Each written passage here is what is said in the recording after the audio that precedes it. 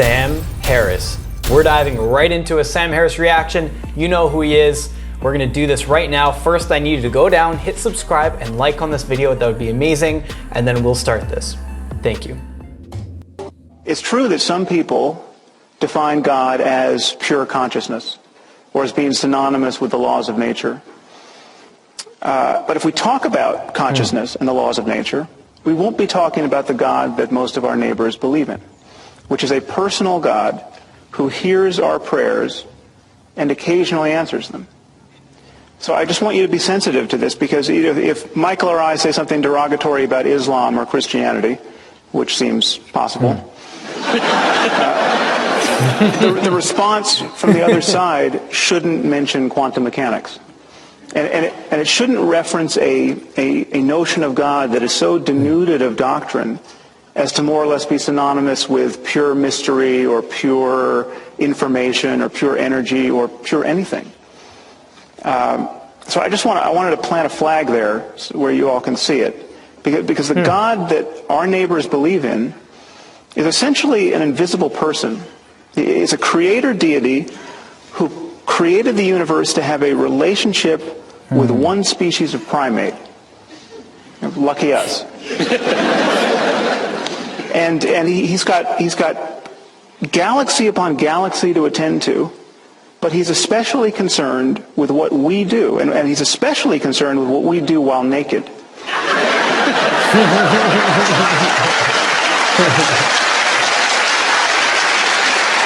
And it's funny.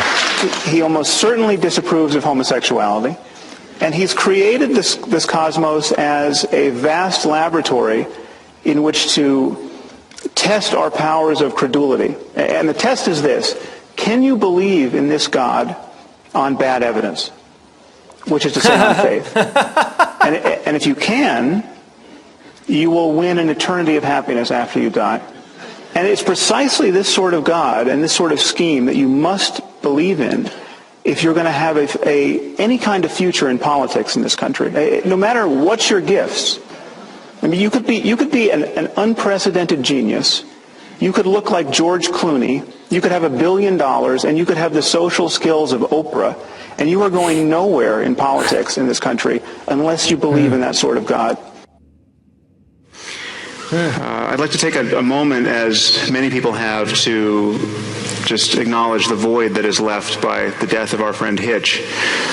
While it might be possible to guess what he would have thought about a number of the topics raised here, it's almost impossible to imagine how well he would have expressed those thoughts. The man had more wit and style and substance than a few civilizations I could name.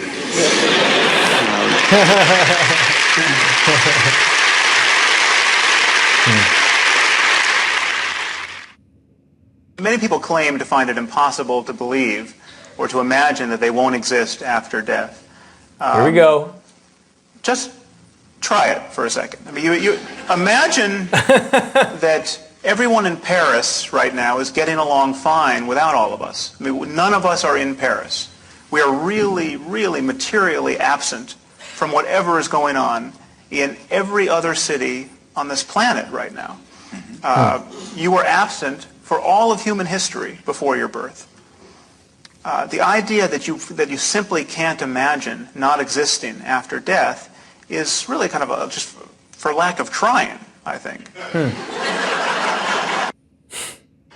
The deeper point here, and this is where the whole style and content of what you're saying is so deeply unscientific, is that there's not a physicist sitting on this stage right now.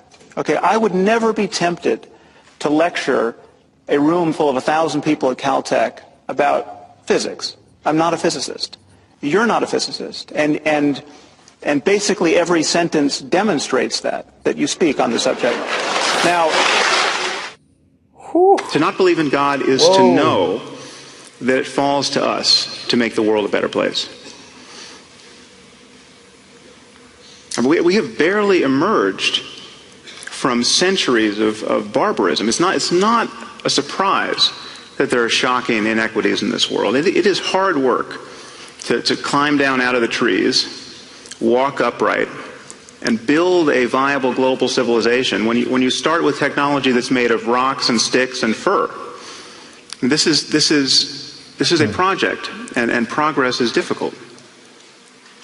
Just picture going back 100 generations within your own family. I mean, just picture it kind of mapped onto this room, maybe this front row. Just 100 people. Your father's fathers, mother's fathers, mother's fathers' fathers, on back. Now, I don't care how cultured you are, how well educated your family. You can be Matthew Chapman, whose great-great-grandfather was Charles Darwin. But if you just keep going, in no more than 100 conversations, you are going to meet someone who thinks that sacrificing your firstborn child just might be a good way to control the weather. Okay, some of you probably don't have to go back quite that far. You just have to go home for Christmas.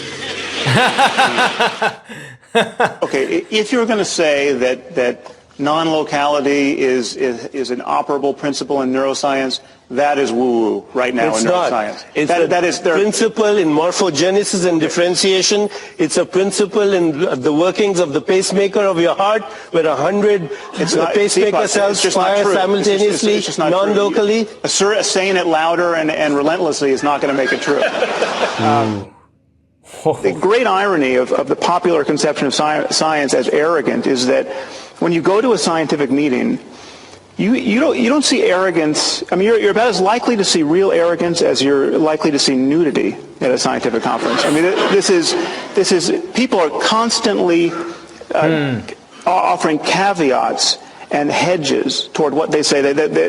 Every statement is couched in, I'm sure there's someone in the room who knows more about this than me, but because everyone is desperate to avoid public embarrassment. Now, this seems to be something you're not doing.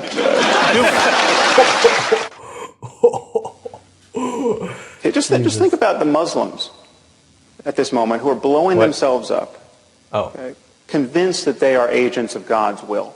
There is absolutely nothing that Dr. Craig can say against their behavior in moral terms, apart from his own faith-based claim that they're praying to the wrong God. If they had the right God, what they were doing would be good on divine command theory. Now, I'm obviously not saying that Dr. Craig or all religious people are psychopaths and psychotics, but this to me is the true horror of religion. It allows perfectly decent and sane people to believe by the billions what only lunatics could believe on their own. Okay, if you wake up tomorrow morning thinking that saying a few Latin words over your pancakes is going to turn them into the body of Elvis Presley, okay, you have lost your mind. Okay. But if you think more or less the same thing about a cracker and the body of Jesus, you're just a Catholic.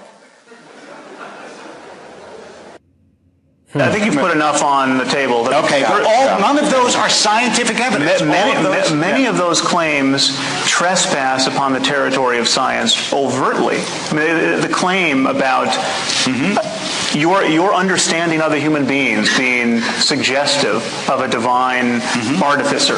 Is that a scientific claim? Absolutely.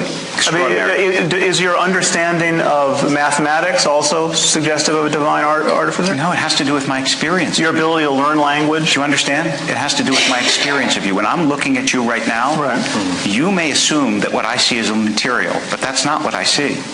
And it's not what I believe. And I think I understand it's not what you believe. There's something in you that is more than you believe. I really think so. This is now, if you want to make that a scientific claim, you can. But I'm telling you, it's a metaphysical claim, and to confuse the two is a mistake. Okay, you can add any metaphysics you want. Thank you. In that, by that means, I mean, I can say, I see you as a reincarnate personality, and I think you were probably I was someone famous on Atlantis. Yes. Don't make me like a washerwoman in a people do this all the time. I mean, you can broadcast. I mean, this is constrained by our common sense in every other domain of discourse. I mean, just take, for example, the people who think Elvis is still alive. Okay, what's wrong with this claim? I mean, why is this claim not vitiating our academic departments and corporations? I mean, I'll tell you why, and it's very simple. We have not passed laws against believing Elvis is still alive. The problem is that whenever somebody seriously represents his belief that Elvis is still alive in a conversation, on a first date, at a lecture, at a job interview, he immediately pays a price. He pays a price in ill-concealed laughter. Right. Now, surely you can agree with that. That is a good thing. Then he could rattle on about this is not a scientific claim. This is a matter of faith. You know, when I look at you, I see you might be Elvis. I mean, he do could